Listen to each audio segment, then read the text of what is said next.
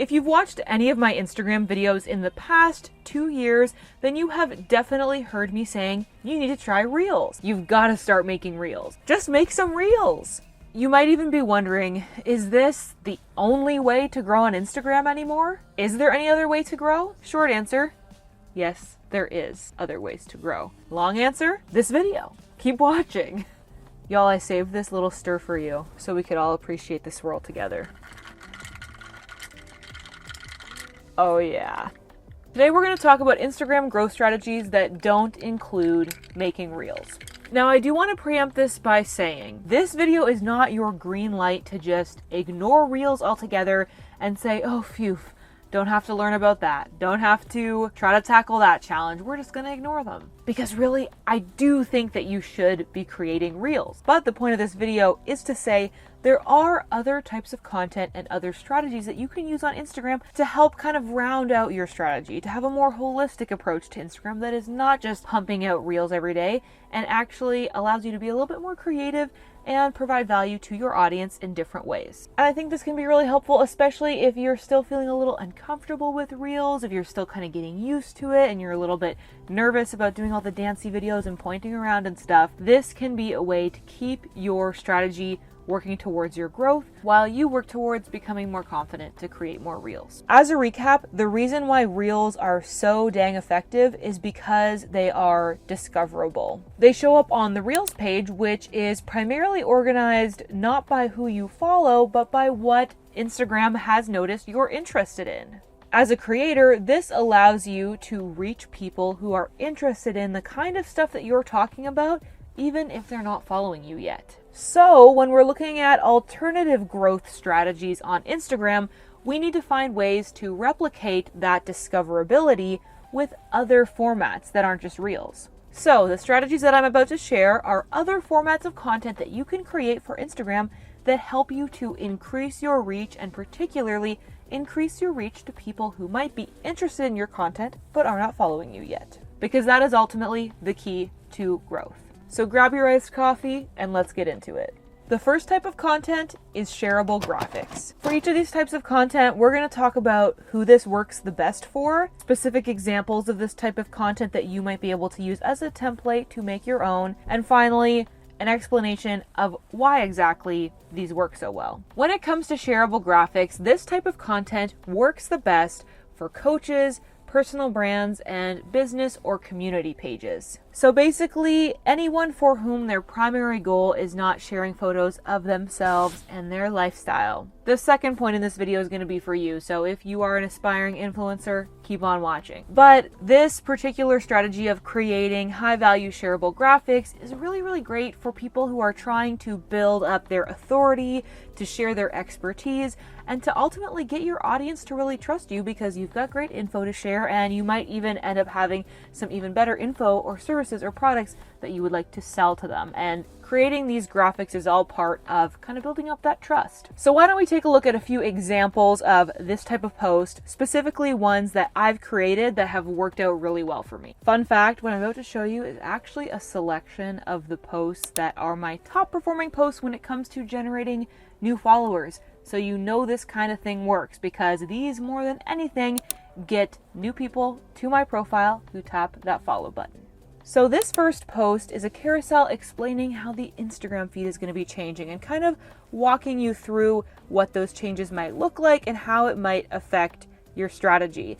This is actually my top post when it comes to generating followers for my profile in the whole past year, which is pretty crazy. I think the reason why this particular post works so well is not only is it informative, but it is also timely. It's an update about a change that's coming that people might have kind of heard about before, but they don't fully understand the implications of, and that's exactly what I'm talking about. So I think that combination of timely and informative can be really, really great for getting visibility to your posts. Here's another example that kind of fits the same mold. This is a roundup of all the new features added to Instagram so far and explaining basically what they do and how you might be able to use them for your own strategy. I think this performed well for the same reason. And finally, here's my third top post in terms of follower generation. And this one is a classic tweet graphic where it's basically kind of talking about New Year's resolutions. I posted this, you can see near the beginning of January, and talking about creating action-based goals instead of results-based goals and how I've found that to be a better approach. Both of these formats work really well for increasing your reach and getting your content in front of new eyes, and I'll tell you why that is. It's because this content is interesting and valuable whether or not you know who created it, which is why it's perfect for meeting new people and being able to convert them into followers, because they were already able to get some value from you before they even started following you, so they're more likely to press that follow button and stick around. You really can't expect to grow your audience based on content that would only be interesting or valuable to people who already know who you are. You need to make sure that you kind of go out of that zone and figure out, okay, if I didn't know who the creator of this post is, what would I get out of it? Let's just look at a couple more examples from my business Instagram page for Creatorly Media, which, if you're new around here, is my content creation agency. This is just a fun meme post that really popped off. Like, this account has about 4,500 followers, and this video you can see has over 13,000 views, which is pretty wild. So clearly this ended up on a bunch of people's explore pages. And I think the reason why that happened is because it's something that's really relatable. It's kind of funny. People can connect with it super quick. And again, it doesn't matter who posted it. Here's another great example from Creatorly, and I think this particular meme really speaks to our audience of creators, and it's inspirational. And once again, say it with me, it doesn't matter who posted it. You get value from it, you get encouragement from it, even if this is just from a random account you've never seen before. And that is what it's all about when it comes to getting your content to perform well on the explore page, and then getting people to come back to your profile and start following you. Finally, this is again one of our top performing posts when it comes to generating new followers on Creatorly, and this just follows that same informational carousel sort of structure. So to conclude this little section, why do these work? Well, it's because, like I've been saying, you're providing value to people whether or not they already know who you are. They don't need that additional context of your account or your backstory to be able to take something from it. Like, it's valuable and interesting to them, even if they just come across it on the explore page, which, fingers crossed, that's what they'll do. Another big reason why this type of thing can be so effective is because it's shareable to stories. People love to press that little airplane button and have it show up on their story. And especially with those one-page like memes or graphics, or if you can encompass the concept of your carousel in that title page, it kind of has all the information you need in just that one little square that's going to get shared to your story. So it kind of incentivizes people to share it to their story, and then their followers might end up coming to follow you as well. Okay, my aspiring influencer queens, I told you that later on in the video I was going to give you an idea for what kind of content you can create that's not reels, that will help you grow, and we have arrived at that point. The type of content that I've observed performing best for these types of accounts when it comes to growth is carousels with photos and videos, y'all, plus including all the metadata that you can. If the term metadata is new to you, basically what it means is all the additional information that you associate with your Instagram posts. So think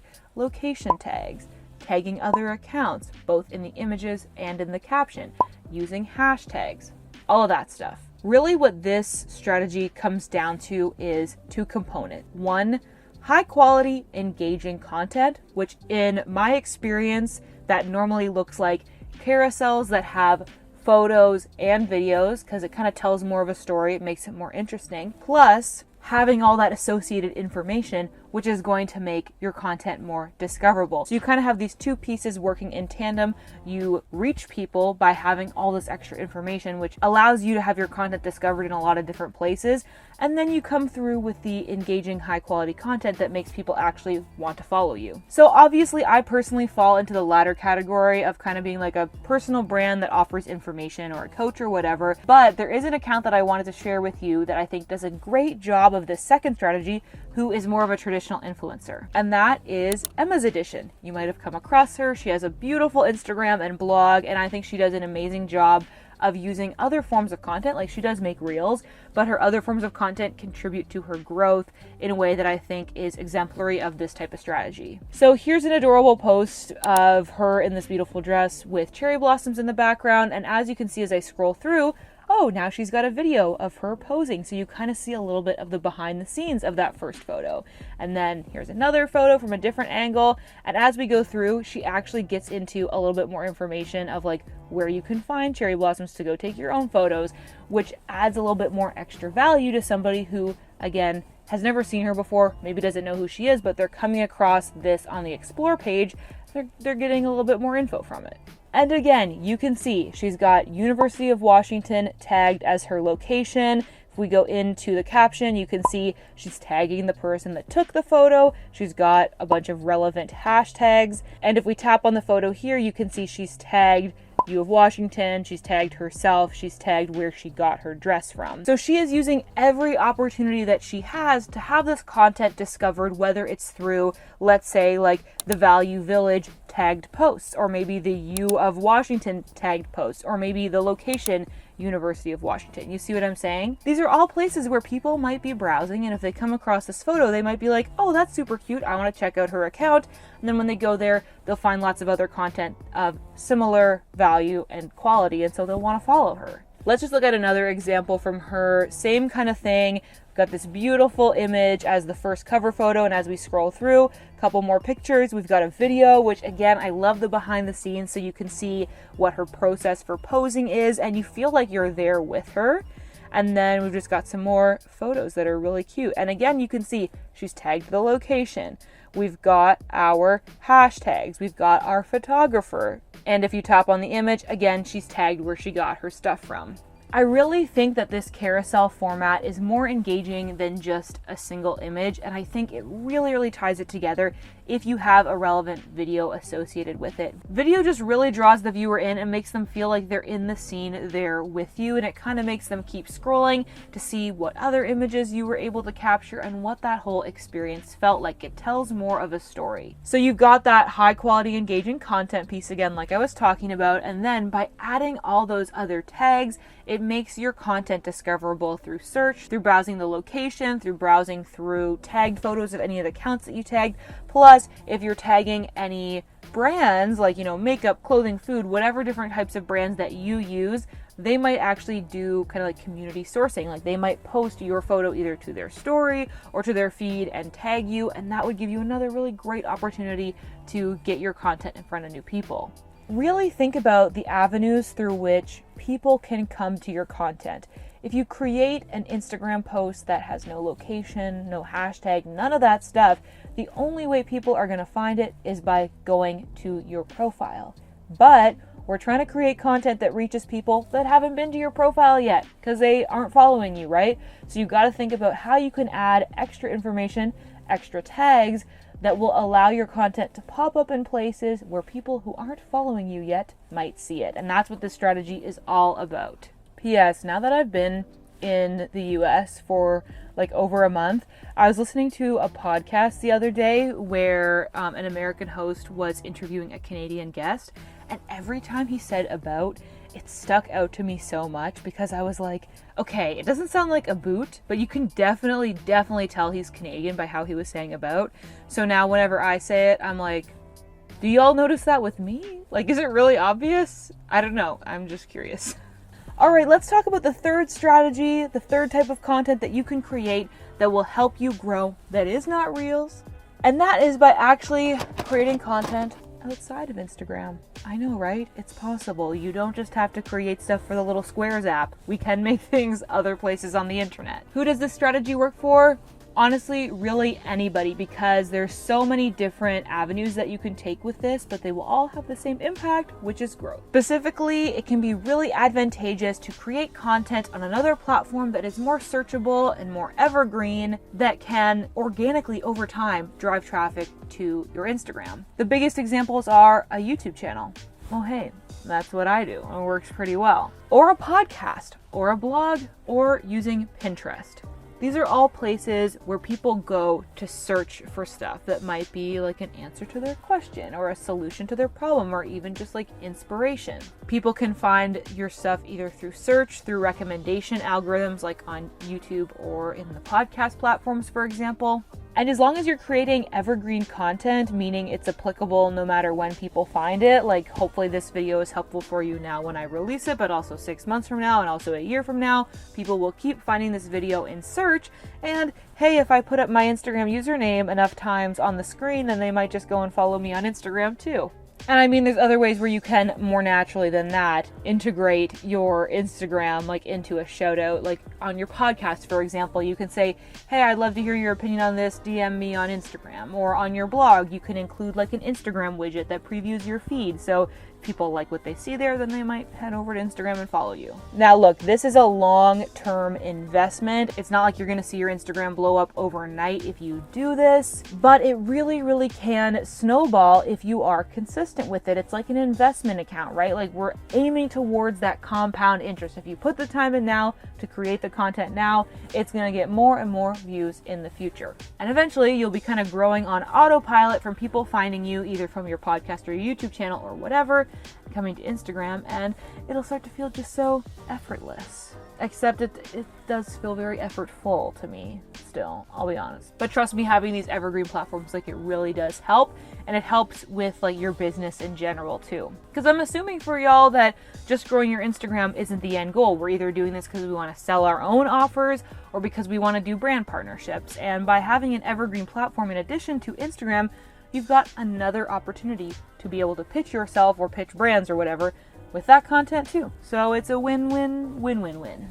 Now, once you start implementing all of these strategies, you're going to want to check out your Instagram insights to confirm that these strategies are actually working for you and looking at what's performing the best so you can lean into that more and what's not performing so hot so you can kind of like take your foot off the gas on those things. I just realized that in the background of this video, there's been like a Vanjie twin the whole time, and I never even saw her until just right now. That van looks exactly like ours.